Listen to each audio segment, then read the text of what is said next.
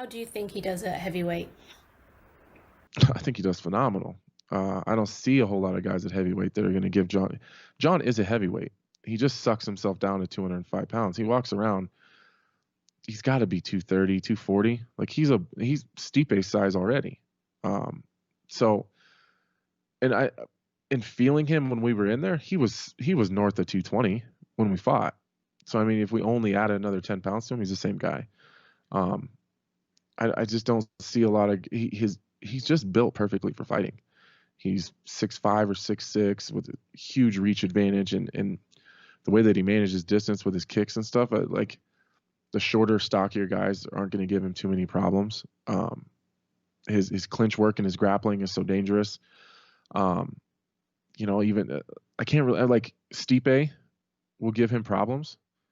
I think a guy like Volkov will give him problems.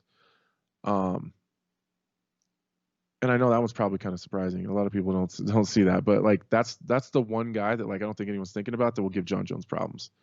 And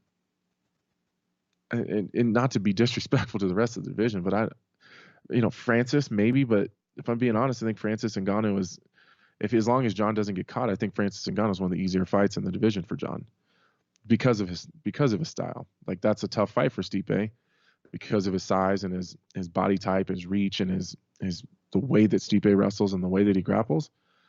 That's a tough, Francis is a tough fight for Stipe. I think John Jones clinches Francis, trips him, and mauls him.